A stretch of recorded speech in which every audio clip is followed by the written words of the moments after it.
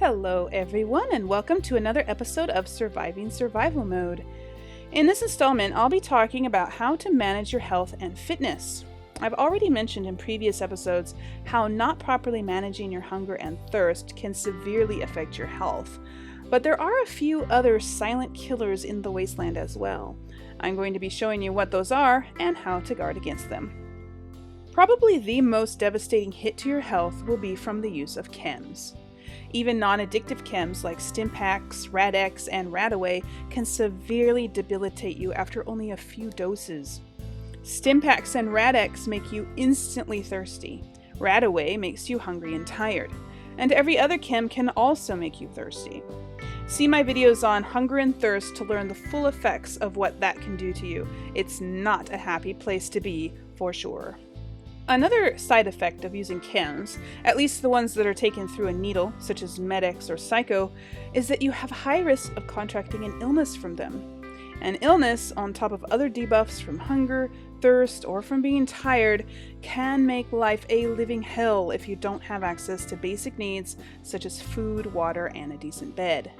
Taking care of your basic needs is by far the best thing you can do in regards to managing your health. Eating and drinking as soon as you get hungry or thirsty, and sleeping for at least 8 consecutive hours each night will help to keep your immune system strong and will allow you to better fight illness. Lack of sleep especially will leave you prone to conditions such as insomnia, which makes you require more sleep, or fatigue, which makes you need to sleep more often.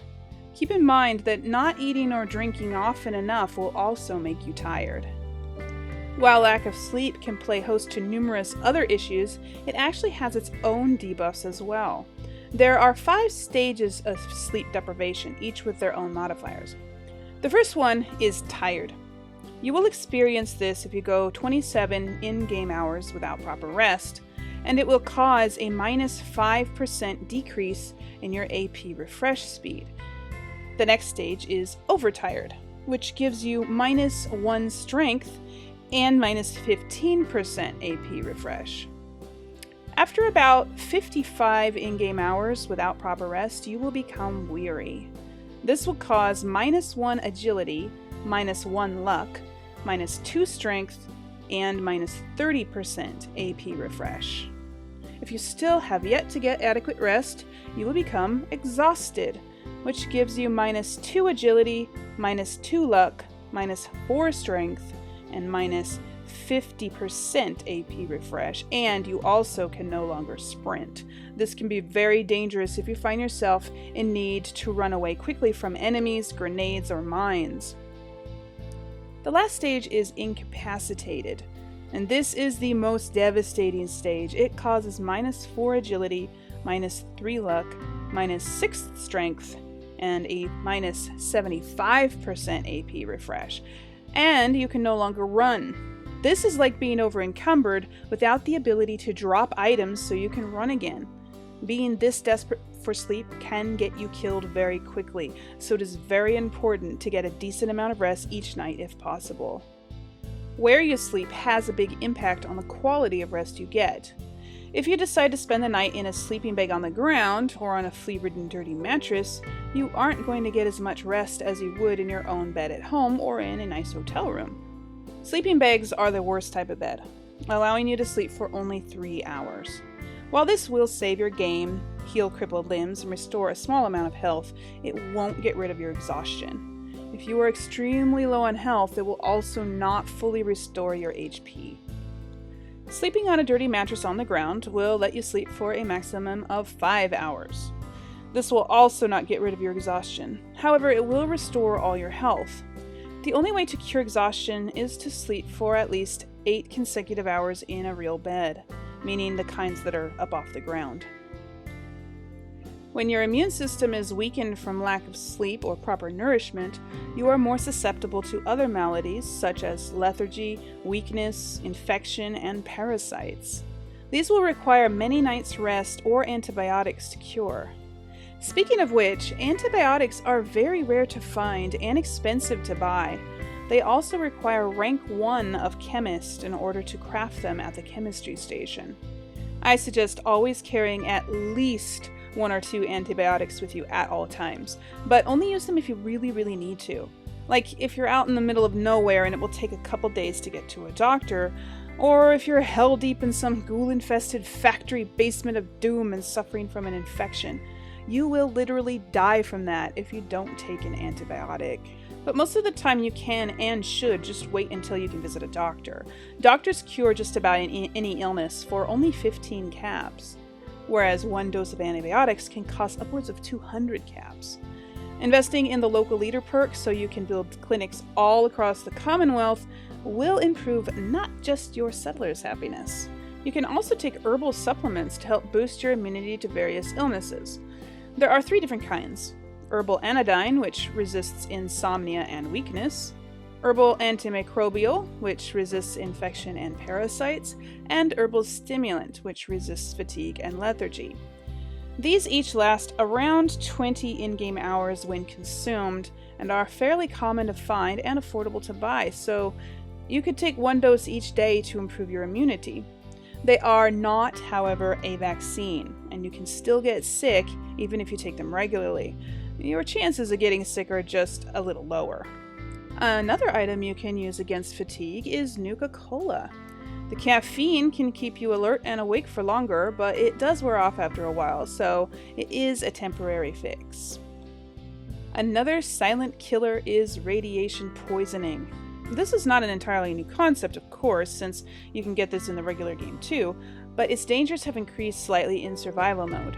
Severe radiation poisoning will now give you periodic damage to your health, and it will also wear you out quicker, causing you to eventually suffer from exhaustion if not treated.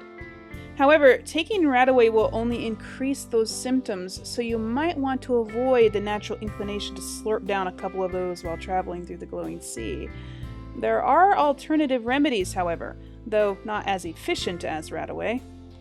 Mutant Hound Chops, a cooked food made from mutant hound meat, will cure 50 rads when consumed, on normal difficulty, and they are fairly common to find since mutant hounds can be encountered all over the Commonwealth. However, as of the making of this video, there is a bug in survival mode on all platforms that causes the mutant hound chops to cure only 5 rads, even though the cooking menu says it will cure 50. This is unfortunate, and hopefully it will be patched soon because 5 rads is nothing. Another way to cure rads is to consume refreshing beverage, which can be crafted at a chemistry station and sometimes found as loot or purchased from vendors. It will cure 100 rads in survival mode, which is down from the 1000 rads it cures in normal difficulty. So this is really only helpful if you have mild radiation poisoning or a lot of refreshing beverage. Unfortunately, you need rank 1 in the chemist perk to craft it, and it uses a lot of valuable ingredients. Another great use for refreshing beverage that I forgot to mention in my video on thirst is that it will quench a lot of thirst at once. 1 dose will bring you from mildly dehydrated to quenched. These are good to save for those times when spamming stim packs is the only way you'll get through a fight alive, and afterwards you need to quench the horrible thirst they cause, which could use up your entire water supply. Back to radiation treatments, the best and most efficient way to cure rads is to build a decontamination arch that came with the Wasteland Workshop DLC, 1 at each of your settlements, and use it whenever you're there. It will instantly remove all rads and requires no special perks to craft. It does require a large amount of circuitry and fiber optics, however, so it may be difficult to build one straight out of the vault. If you're determined to build one at level 2, however, head on over to the Robotics Disposal Ground near Sanctuary, where you'll be able to find 2 military-grade circuit boards which contain more than enough circuitry. There are also no enemies here, as long as you don't activate the sentry bot in the yard, but you wouldn't do that, right?